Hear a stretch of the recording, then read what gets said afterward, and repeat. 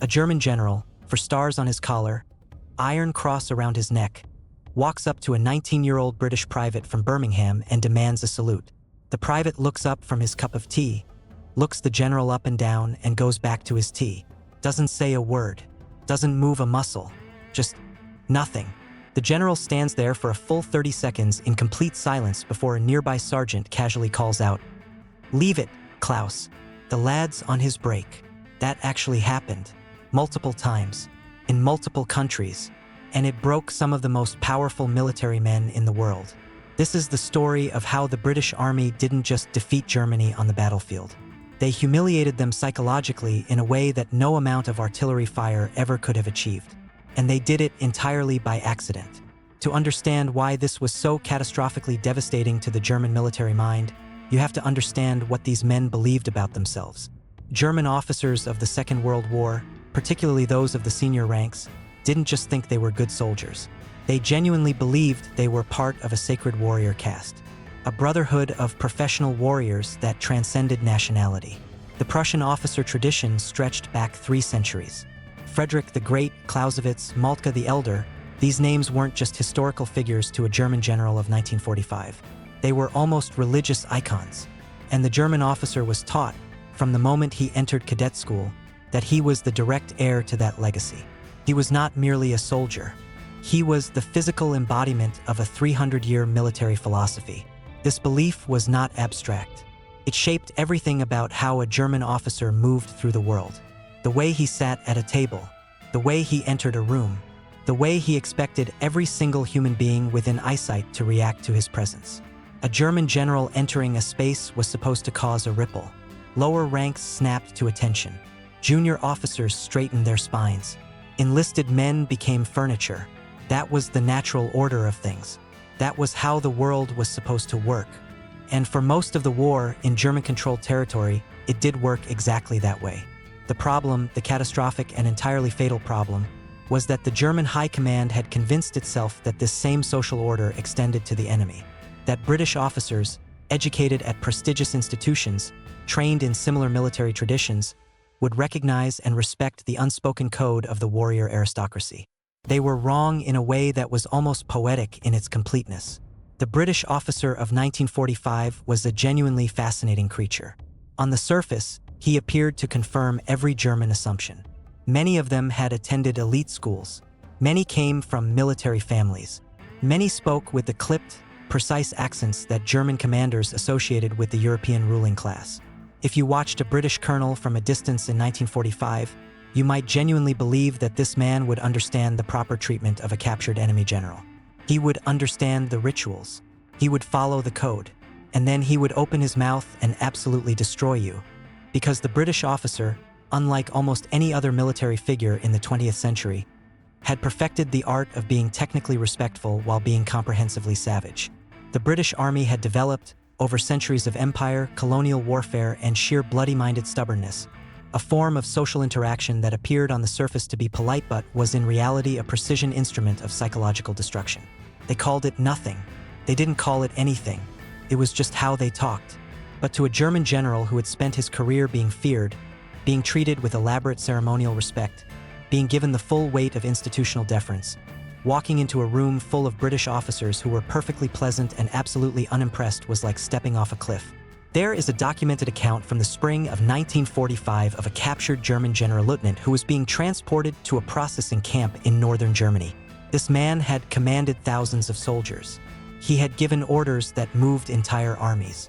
He arrived at the British processing point in the back of a truck, along with a collection of lower-ranking German officers and several very tired British soldiers. When they arrived, the British sergeant in charge of processing walked down the line of prisoners with a clipboard, taking names. He reached the Generalleutnant, who drew himself up to his full height, announced his rank, his decorations, his position in the Wehrmacht hierarchy, and informed the sergeant that he required immediate transport to speak with a British officer of equivalent rank. The sergeant wrote down his name, said "Right," and moved on to the next man. The general stood there for a full minute waiting for a response that never came. He grabbed the sergeant's sleeve. The sergeant looked at the hand on his sleeve, looked at the general, and said with genuine puzzlement in his voice, "Was there something else?" The general never quite recovered from that moment. according to the British soldiers present. It wasn't the brutality that broke him. It was the complete, baffling absence of drama. This pattern repeated itself across hundreds of prisoner-of-war interactions throughout 1945. German commanders who had spent years being treated as demigods suddenly found themselves in a world where nobody had received the memo, where the British private who brought them their evening meal wasn't afraid of them, wasn't impressed by them, wasn't angry at them, was simply tired and slightly annoyed that delivering this meal was keeping him from a card game. The psychological impact of this cannot be overstated. These German commanders had operated in an environment where their rank was like gravity. It simply applied to everyone around them automatically. The British environment was like walking into a room where gravity didn't work and nobody seemed to notice or care. The physical conditions of British captivity were, by the standards of the war, perfectly humane. The Germans were fed. They were housed. They were given medical attention. The Geneva Convention was followed with reasonable consistency. But the Germans hadn't feared British captivity because of torture or starvation. They had feared it because they had been told, and had told themselves, that surrendering was a fundamental disgrace. A warrior of the Prussian tradition who surrendered had already failed the most basic test of his identity. They had steeled themselves, many of them, for a captivity that would at least acknowledge the weight of what had happened. That would treat their surrender as the significant and solemn event it was. Instead, they were processed like paperwork, like a tax return, like something slightly inconvenient that needed to be filed before the real work of the day could resume. Field Marshal Walter Model, one of the most capable German commanders of the entire war, chose to shoot himself rather than face capture in April of 1945. Many historians have analyzed this decision in terms of guilt, ideology, and the military code of honor. But there is another element worth considering. Model had watched what happened to captured German commanders. He had received reports from officers who had been through British processing points. He knew that what awaited him was not a dramatic confrontation with a worthy enemy. What awaited him was a British staff officer with a clipboard who would look up, say, "Ah, Model, yes, right, if you could just sign here," and then ask if he wanted a cup of tea. For a man whose entire identity was built on significance, on being a figure of history, on maturing in a way that could not be ignored, that prospect may genuinely have been more unbearable than death. The most documented and perhaps the most perfectly constructed single moment of British psychological dominance in the entire war occurred at Lüneburg Heath on the 3rd of May, 1945. A delegation of senior German naval and army commanders arrived to discuss the surrender of German forces in the Northwest. This was a moment of enormous historical weight. These men were representatives of a military machine that had conquered most of continental Europe, that had held off the combined industrial and military power of Britain, America, and the Soviet Union for 6 years. Their surrender was the effective end of the war in Europe. They knew this. They had prepared for it. They arrived in their best uniforms, backs straight, expressions carefully arranged into the dignified gravity appropriate to the occasion. Montgomery made them stand in a field and wait for him, not for hours, not even for that long, but long enough that the German delegation, which included Admiral Hans-Georg von Friedberg and General Eberhard Kinzel, men of genuine historical significance, had to stand in the cold air of a northern German spring surrounded by British paratroopers who watched them with the flat, incurious expressions of men who had been awake for too long and had stopped being surprised by anything the world contained. The paratroopers didn't taunt them, didn't abuse them, simply stood there and looked at them the way you look at something that is in your way. When Montgomery emerged from his caravan, he was wearing his famous black beret, a paratrooper's smock that had seen better days, and an expression that suggested he had been interrupted from something more important. He surveyed the delegation, and then he asked, in the crisp and entirely genuine tone of a man who actually didn't know and was slightly impatient to find out, who they were and what they wanted. Admiral von Friedberg, who had commanded the entire German submarine fleet, who had sent hundreds of U-boats into the Atlantic, who had sat across tables from other admirals and discussed the strategic direction of naval warfare, had to introduce himself, had to explain who he was, to a man who absolutely knew exactly who he was and was simply refusing to grant him the dignity of recognition.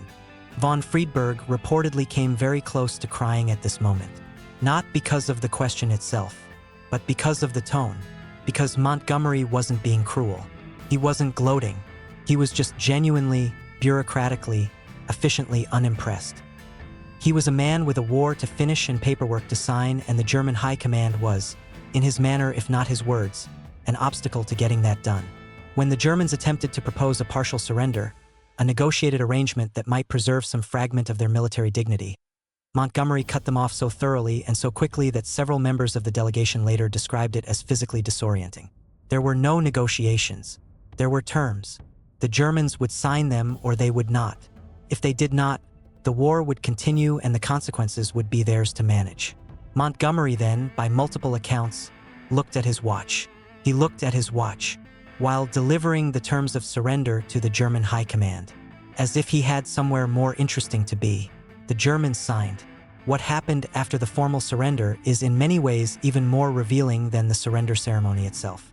Because the surrender ceremony was a single dramatic moment. What came after was 6 months of daily, grinding, utterly relentless British indifference. Thousands of German officers found themselves in holding camps and prisoner facilities across Northern Europe, and they discovered something that many of them described in post-war memoirs as genuinely more difficult to process than combat. Nobody was afraid of them. Nobody even particularly disliked them in an active, energetic way. They were simply there, like furniture, like weather, like something that had to be accommodated and managed and then eventually sent home. There were practical humiliations that went beyond the merely psychological. German officers, particularly those of general rank, had never carried their own luggage, had never cooked their own food, had never stood in a queue for anything. The German military hierarchy had, at every level, an elaborate structure of orderlies, servants, and junior officers whose entire function was to ensure that senior commanders never had to interact with the physical requirements of daily existence. In British captivity, that structure simply ceased to exist. British orderlies were not assigned to German generals. British cooks did not prepare special meals. If a German general wanted his boots cleaned, he cleaned his own boots. If a German colonel wanted his luggage moved, he moved it himself. This sounds trivial. It was not trivial. It was, for men whose entire self-image was built on a certain relationship with the physical world and the people in it, profoundly destabilizing. There was a particular incident at a holding facility in Schleswig-Holstein in the late spring of 1945 that became something of a legend among the British soldiers stationed there.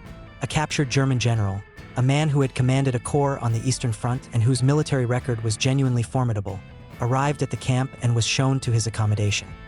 He examined the room, turned to the young British corporal who had escorted him, and began listing the deficiencies. The bed was inadequate. The window faced the wrong direction. The proximity to the enlisted men's quarters was unacceptable. He spoke for approximately 4 minutes. The corporal, who had been awake for most of the previous 36 hours and had survived the Rhineland campaign on a diet of tea, cigarettes, and a kind of cheerful stubbornness that seemed to be issued along with the uniform, waited until the general finished. Then he said, "Right? So just the one room then?" and left. The general stood alone in his room for several minutes before it occurred to him that was the end of the conversation. The British use of humor as a psychological weapon deserves particular attention. Not humor in the aggressive, pointed sense. Not mockery. The British soldiers of 1945 were not, in general, cruel men. They had seen too much of the war's actual cruelty to find cruelty amusing. What they deployed instead was something far more effective and far harder to defend against. They were funny in the way that people are funny when they are simply describing reality.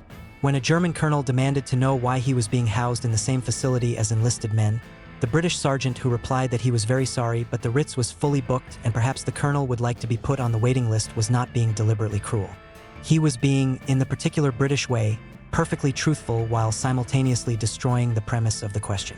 German commanders repeatedly made the mistake of appealing to what they assumed was a shared officer class sensibility. They would corner British officers and attempt to begin conversations that started with some version of "surely, as officers and gentlemen, we can agree that," and then propose some exception to their treatment, some special consideration, some acknowledgement of their status. The British officers would listen, often with expressions of genuine polite attention, and then respond in ways that acknowledged everything the German had said while changing absolutely nothing. There is an account from a British major who dealt with hundreds of these conversations and described the key, in a letter home to his wife, as agreeing with everything they say and then letting reality disagree with them instead.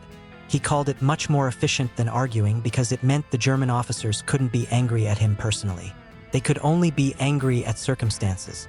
And circumstances, as everyone knows, don't care. there was also a harder edge beneath the politeness, a colder reality that occasionally surfaced when the performance of British indifference was pushed far enough. A Luftwaffe general at a camp near Hamburg spent several days complaining loudly about the state of the facilities. The food, the accommodation, the fact that he was expected to share a washroom with officers of lower rank.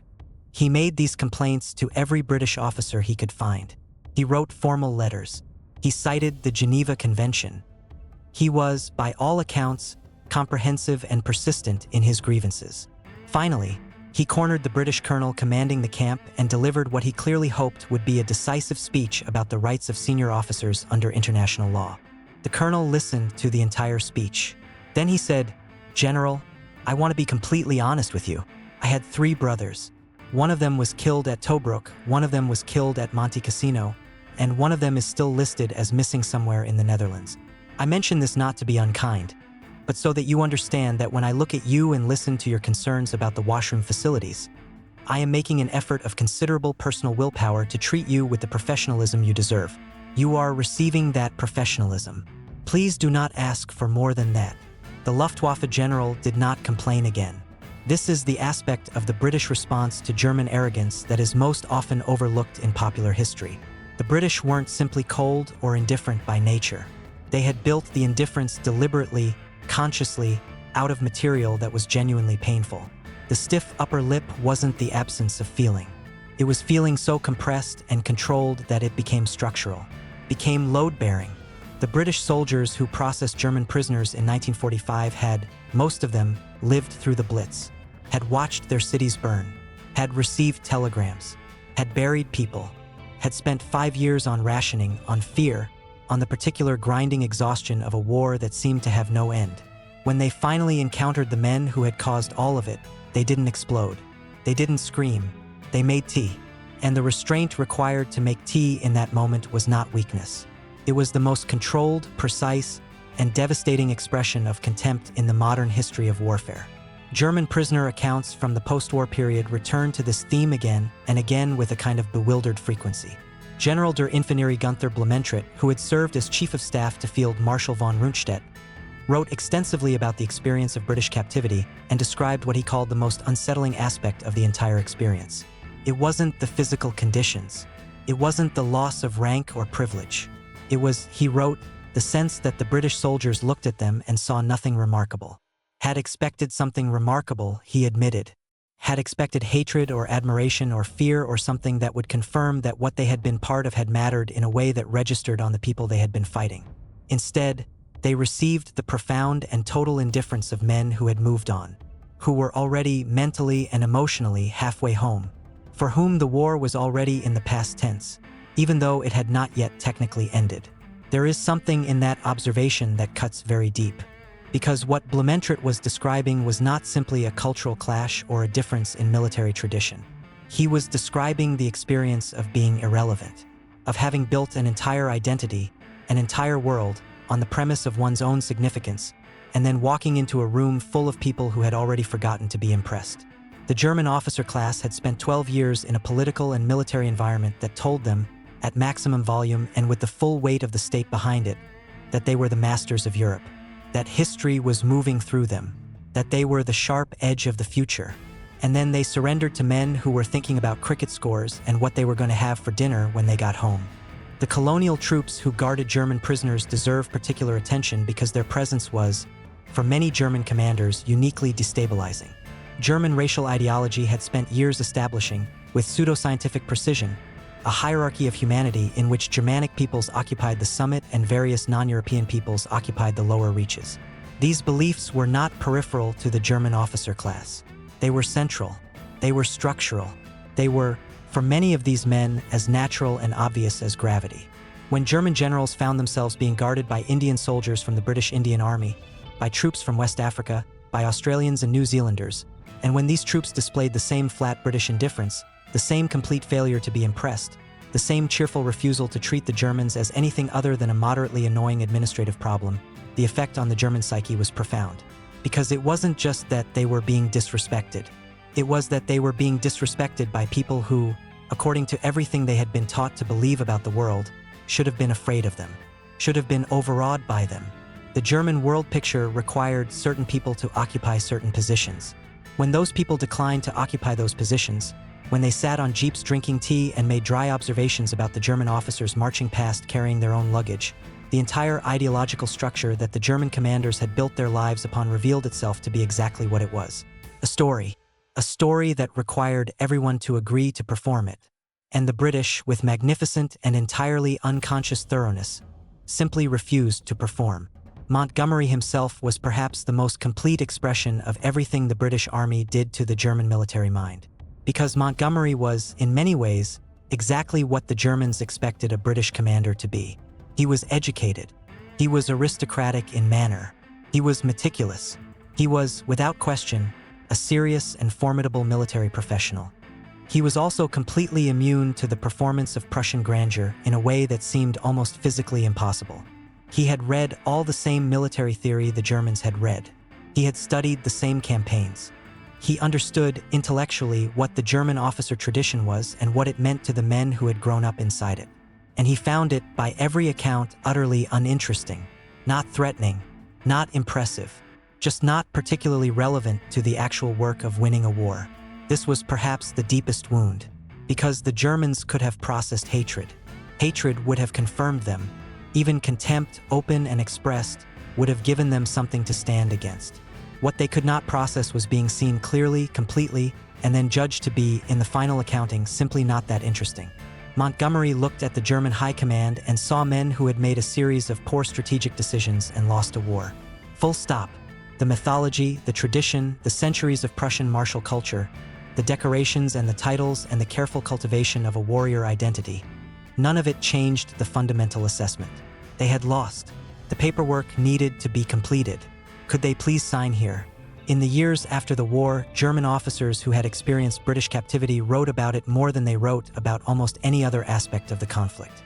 More than the battles, more than the retreats, more than the physical hardships of the final months. The disproportionate amount of memoir space devoted to the experience of British indifference is itself a remarkable historical document, because it reveals what actually hurt, not the bombs, not the defeats, not the physical destruction of everything they had built. What hurt, what genuinely and lastingly wounded the German officer class, was being treated as ordinary, as reducible to a name on a clipboard, as something that needed to be managed rather than reckoned with. They had been feared for years. That fear had been like oxygen to them. They had breathed it so long that they had forgotten that breathing anything else was possible.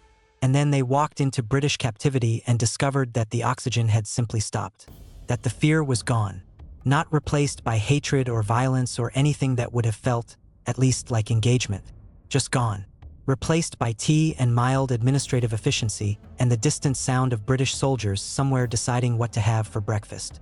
The war in Europe ended formally on the 8th of May, 1945.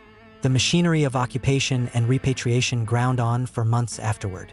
German officers were processed, categorized, interviewed, and eventually returned to a Germany that was physically and spiritually unrecognizable. Many of them spent those months in a state that their post-war accounts describe variously as confusion, numbness, and a particular disorientation that came from having lost not just a war but an entire way of understanding the world. The Prussian officer tradition, the brotherhood of professional warriors, the code of military honor that had structured their lives, all of it had been tested in the most fundamental possible way. Not by an enemy who fought them with equal ferocity, by an enemy who refused to consider them worth fighting at all.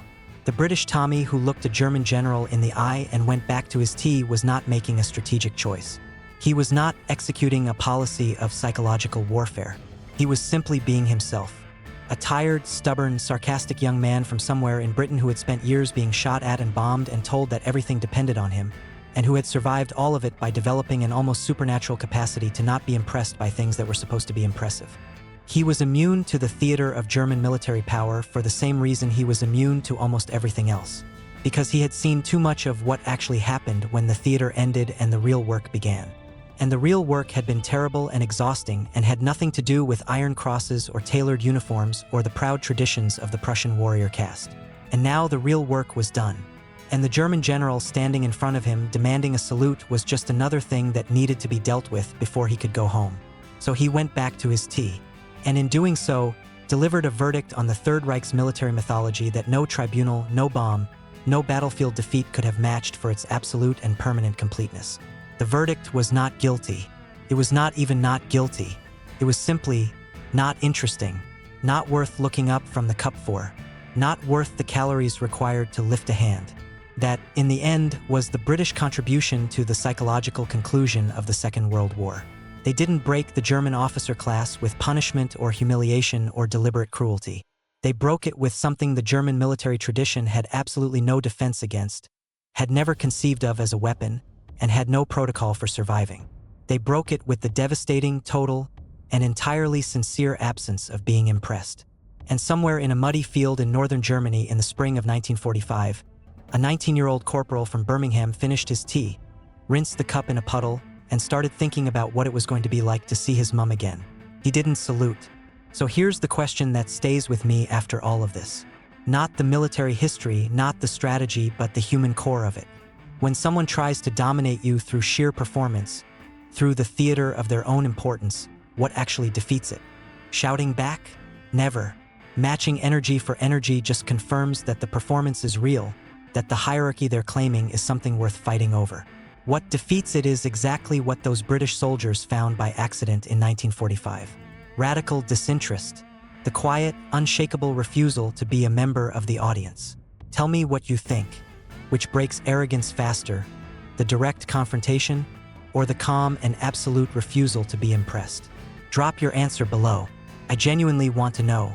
And if you want to see how American armored divisions systematically dismantled the German war machine tank by tank in the final push across Europe, that story is waiting for you right now.